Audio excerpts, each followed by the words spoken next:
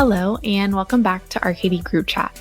In today's episode, I had the pleasure of sitting down with Scott Bjork, the president and CEO at Memphis Union Mission in Memphis, Tennessee. Scott's journey to becoming a nonprofit CEO was indirect, and as he even puts it, a little unlikely. But through many twists, turns, and a constant faithfulness in the Lord's plan for him, Scott has now been a successful nonprofit leader for more than 2 decades. I so enjoyed my conversation with Scott and love how he was able to reflect back on his different career paths and life experiences to share really valuable stories and advice for anyone who may not be quite sure where they want their careers to take them. Let's dive in. Okay, well, I think at the outset, I would want to say I probably am the least likely person to end up as a CEO in a nonprofit, to be very candid. I had no earthly idea what I wanted to do when I was in school. So in college, I took courses just for the sake of taking courses. I took a lot of different things. But one of the things that really intrigued me was always in finance. And so I went ahead and got my NASD registered rep registration, passed that exam. But it was really a great experience, by the way, but it was really tough making a living in the 70s trying to sell securities. Interest rates were 13, 14%. Nobody wanted to talk to you. So great experience. So I spent several years as a self-employed contractor, enjoyed that, and then was recruited by a trucking company where I spent 14 years on the operations side. I think that really helped me there because I learned to work with men and enjoyed that experience. But I was getting restless and wanted to do something different, wanted to kind of get back to some roots that I had in the past. And so after about 14 years, I left that and went into the business brokerage business, ended up in middle market mergers and acquisitions, representing sellers on the sell side. Enjoyed that experience. I think I really, what was fun about it was learning all of the diverse businesses and how they ran, how they operated, diving into their financials, learning to recast those. In other words, to put certain assumptions in place and, work with the financial statements. I learned too what drove the bottom line in a lot of businesses. But what I learned from all those different seemingly unconnectable experiences is the truth of what God's word says. And he says that all things work together for good to them that love him and are called according to his name. So he can take and package up all of these things together for his purposes. And that's what I learned. I learned that sometimes God allows us to do different things so that he can prepare us for something that he has for us in the future. I loved how Scott said that all things work together for good at the end of that clip. And I think his career is a perfect example of that. While he humbly admitted he's an unlikely CEO, all his experiences led him to a calling to pivot his career into the nonprofit space. I like to cook. I've always liked to cook. So I remember one evening I was outside in our backyard. I was grilling, and it was one of those cool, crisp fall evenings. It was black except for the brilliance of the stars out there. And I remember it was always my habit to spend a few moments in prayer, sometimes alone outside. And I remember praying for the Lord and just saying, Lord, I'm happy with what I'm doing. But if there's something that you'd rather I do with my life, I'll be glad to do it if you just show me. And that was a very sincere prayer. And so as I look back, I can see how my first steps here at the mission were as a volunteer. My wife and I became donors. Then I was asked to serve on the board. I was asked to chair the finance committee. I became the treasurer. And so, I was asked if I would consider coming on in an operating role. Actually, I was offered the job of a VP of operations. And I remember saying at that time, I'll pray about it. And my wife and I did. And I realized something, how true it is, the saying, where your treasure is, there your heart is also. And we have been giving to the mission. But, our treasure is not just our financial ability to give, it's also our time. Because time is a treasure for most of us. We don't have a lot of spare time. And I was willingly giving my time. I really enjoyed that. And so when I finally said yes, I didn't know if it was going to be for 6 weeks or 6 months or 6 years. And that was 24 years ago, Kate.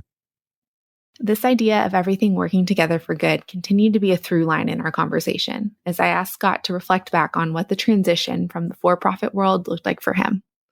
Well, I think if I look back, I was very fortunate, Kate, starting out with a little bit of a finance background. And then later on, when I was doing M&A work, mergers and acquisition work, I really had to get into the fine detail. So I can see how those two parts of my career have really been a great help here. When I was a contractor, I was used to dealing with, bid submission, all of the things that go into that. And ultimately, we've been through quite a bit of renovation as well as new construction here. I mean, we just wrapped up 2 phases of almost $37 million. So having that background, knowing how to read blueprints has been very, very helpful. I think my time working for the trucking company, that really helped me learn how to work with men. And that's who primarily here in our men's emergency shelter we work with, and hiring supervisors and training them, et cetera. So I just see all of those experiences being a huge plus in what I'm doing today. As you've heard Scott mention, faith plays a huge role in his life, and he attributes his faith to his success as a leader. During our conversation, I asked Scott to share more about how he sees his faith intertwine with his day-to-day as a professional serving at a faith-based organization. Well, I don't think there's really a need to balance it. I think the two become one, Kate. I know in my own life, it has just been such a huge benefit to me to know the Lord. I get up early in the morning. I get up like this morning. I was up about 4:45. I spend about 30 minutes. I have a quiet time with the Lord in prayer. And Kate, when you can speak with the King of Kings and the Lord of Lords one-on-one, and you can unburden yourself to him, it doesn't get any better than that. There's no such thing as a bad day after that. So I think the two go hand in hand. I realize, Kate, this is not my ministry. It's not mine. This is the Lord's ministry. All I am is a steward. The resources are all his. Scripture teaches us that everything in the heavens and earth is yours, O Lord. So he owns it all. Personally, I realize that it is the Lord that lays on the hearts of our donors to give. So it really takes the burden off of me. And that he uses, for example, RKD Group, Milwaukee Direct, he uses others in that process. But my role in that process is to constantly bring before him the needs of this ministry here. Kate, as a Christian, we're constantly reminded that, Jesus said this. He said, "In as much as you do it to the least of these, my brethren, you do it to me." So if we call ourselves a Christian, if we say that we're men and women of faith, the way we serve people and the way we treat people is a reflection of the way we would serve or treat our Lord. And so I think those of us in the nonprofit world that say we are a faith-based nonprofit, we need to be the ones to set a very, very high standard in the way we do things. I remind our staff all the time that if Jesus was our guest, would we do it that way? That should be the question that's constantly on our minds. Moving away from this big picture conversation, I wanted to spend some time understanding Scott's day-to-day and what makes him successful at the mission. Well, first of all, Kate, I think I would have to say that my day-to-day has changed a lot over the years. I think, just as in business, nonprofits change, they evolve over time. When I first came to work here 24 years ago, most of my time was focused on operational and financial issues. Working with our staff, hiring good staff, training them, encouraging them. That over a period of years kind of moved, if you will, because we did some facility studies and things. And then I began to spend a lot of my time. We had to replace our women's facility. So got into that fundraising capital campaign mode there, which, for everybody that's been in one, they know how much time that takes. But you still have all your daily things that you have to get done. But, you really look forward to some of these changing or evolving positions. I would say when we got into this whole, well, let me back up and say this. Working with our board, we put together a long-term strategic plan, which was meant to be about 20 years. And so I spent a lot of time trying to work that plan. Part of that plan was property compilation in this particular area of town that we're in. So I negotiated on about 21 individual parcels of property that we acquired and closed on those. So that takes a little time to do. And in that process, we began to work on master site plan, began to spend quite a bit of time with our architects and engineers, all the while still doing things that I need to do every day. And of course, getting into a major capital campaign, trying to raise, $25 million, that takes a little bit of time, but it's all fun. It's all good stuff. So my day looks like this. I leave my house about 7. I get to our administrative offices at about 7:25, 7:30. I briefly spend some time meeting with our director of development. He and I spend 5-10 minutes in the morning together. A lot of times it's just, hey, how was your walk? And that sort of thing. We see each other every morning, and kind of a habitual sort of thing. And then he's handing off to me all the receipt letters that his team processed the afternoon before. So this morning, for example, one of the first things that I did was I signed about 265 thank you letters. And that is something that I do every day. I think my record one day was about 900. But I sign every thank you letter. I don't care if it's for $1.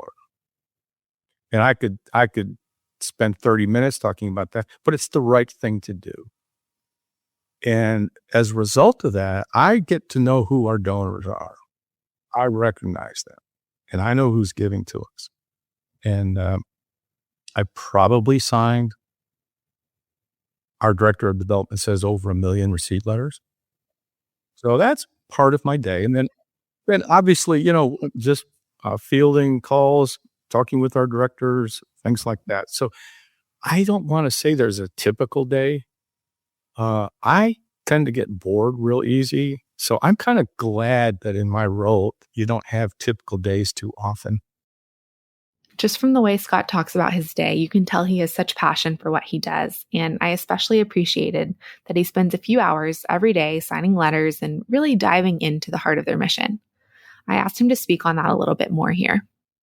Well, that's a good question, Kate. One of the ways that I did that for over 20, almost 21 years was on Tuesday nights.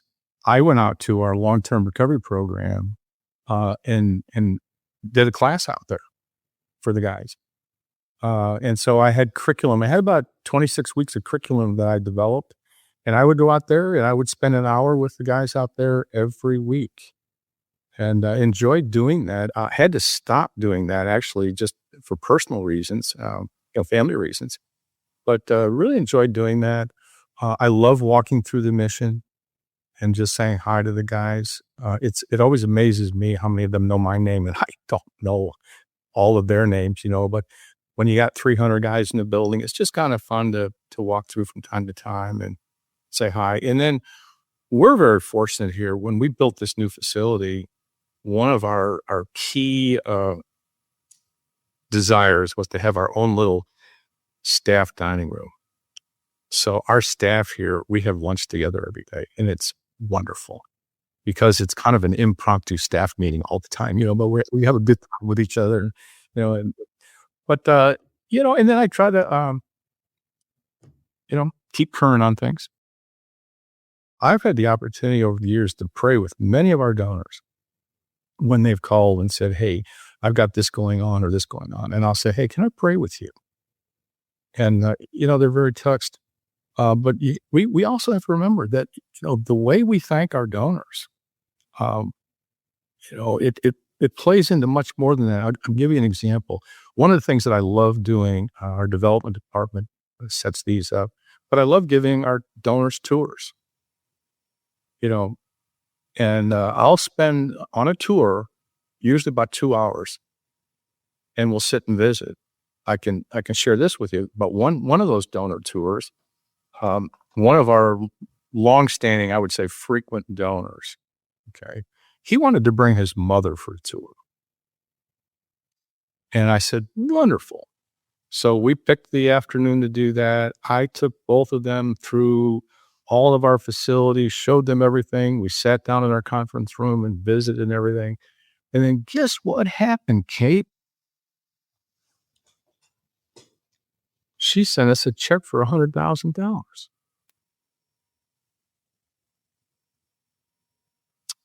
So one of the things that we do here, we're working with a company that helps us with this, but we have a plan giving program that we're planting seeds, if you will. I think the last count, I could be wrong, so don't quote me, but I think we've had about 65 individuals let us know that they put us in their estate plans. And I know that some pundits will say that for every one that you know about, there's probably 2 or 3 more out there. There might be, could very well be. But I think if we're thanking our donors consistently and, if we're talking to them or sending them something, when it comes time for that codicil to their will, or it comes time to sit down and do that, let me leave Memphis Union Mission something. As you can imagine from a 2-decade career, Scott has many incredible stories and highlights from his time at Memphis Union Mission. So I asked him to share just a few for those listening. I remember, I think I'd been here about maybe 3 years or so. And we had just completed a facility study so that we could triage, if you will, what we need. The mission, all of our locations had been through a number of years of facilities neglect, if you will. I'll just say that. So it's a Friday afternoon, probably about 3:30 or so. And Memphis has this tendency to kind of start slowly shutting down on Friday afternoons. It's just kind of a local thing, I think. But my phone rang, and it was a well-known attorney. And my heart raced. I thought, oh my goodness, are we going to get sued or what? And he said, Mr. Bjork, I want to ask you a question. Oh, here we go.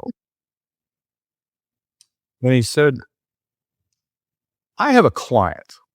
And I'm thinking, oh, great, we're getting sued. And he said, he wants me to ask you a question. If he gave you $1 million, what would you do with it?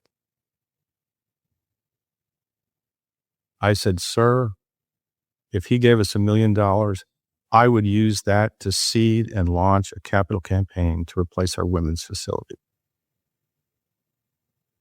And he said, I'll get back with you. And he called me back a couple of days later and he said, that was a very good answer. My client is going to give you $1 million to do that. So, what I learned from that, Kate? Again, I'm not in charge. God is. I'll share with you another one. Back in 2010, we were just bursting at the seams here. As a matter of fact, this was before we had done that long-term strategic plan. But when I say we were bursting at the seams, we were operating